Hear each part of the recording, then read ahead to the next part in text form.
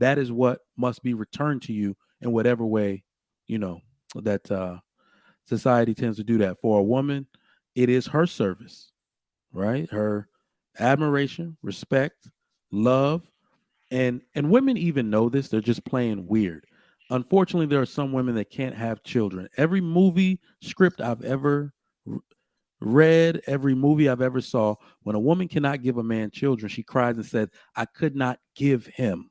Now, those are the words. Relationships transactional? I do have a clip that is giving context to this question. And relationships to be transactional. Yes. Like all of them. Everything is transactional. Breathing is a transaction. I just hate the word transaction. A transaction means I'm bartering to me. It means that I'm only coming to you because I need something from you. Using each other. We're a social animal. Okay. We need each other to survive. Parents need their children to continue the bloodline, aka to not go extinct. So there's nothing wrong with needing. There's nothing wrong with using people incorrectly. That's how you break stuff. You use a hammer to hold open a door. Right. You break the hammer. You use it as a fork. You break your teeth. Fundamentally, if things are truly transactional from a very clear space, everybody benefits because like, oh, you're valuable to me. How are you valuable to me? Because you have value, which means you're useful, which means you're to be used. You can't say that someone's valuable to you and say you don't believe in transactions. Saying this is valuable, I want this, I need this. That's a beautiful thing. I need you because you're so valuable is romantic. I like that explanation.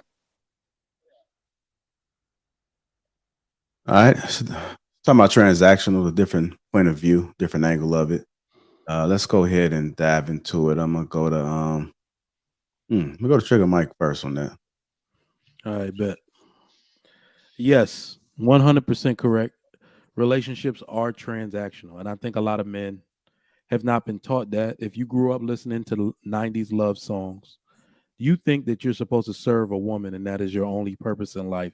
That is not true. I encourage all men, as a men's advocate, to stop being noble fools, stop being noble idiots. Your provision, your protection, everything you provide as a man, your presence, everything that it affords a woman and your family is not free. It is always cost. It costs her respect, her submission. It is not free. Stop being a noble idiot. I think men have been taught so much, and then when you look at the fact that men actually successfully delete themselves at a greater rate, you can find reason for what I'm saying. When you feel used and someone has not given you anything back, it's because you were likely a noble fool. You thought that you were supposed to give out everything freely and accept nothing in return. That's something that we say. That's something that you hear some of these Instagram therapists talking about. It has never been true. A huge part of your self-respect as a man comes from your ability to command respect from others. You have to understand that every transaction with you has to include respect. And if you do it well, then comes the admiration and everything that comes with that. But the same way you want and wish to serve your family, to be useful as your father or the community told you to be, that is the transaction that you have. And that is the reasonable service you do to society in exchange for keeping a good name and reputation. That is what must be returned to you in whatever way, that society tends to do that. For a woman, it is her service, right? Her admiration, respect, love, and women even know this. They're just playing weird. Unfortunately, there are some women that can't have children. Every movie script I've ever read, every movie I've ever saw, when a woman cannot give a man children, she cries and said, "I could not give him."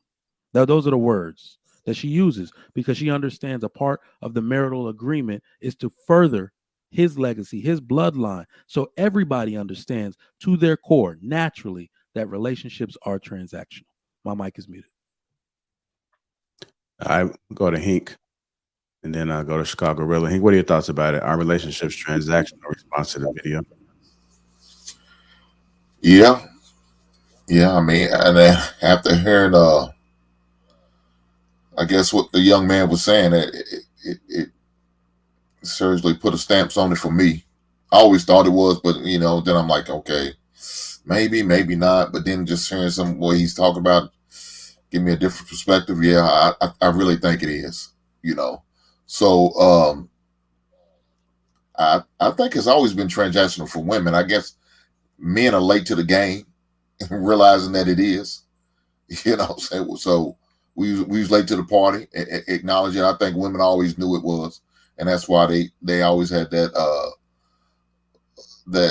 they was able to use themselves and sell sex to us and different things like my man Sean said, go over to DR and then put that $40 down, get 2 for 40. Ain't that what you said? Shot 2 for 40.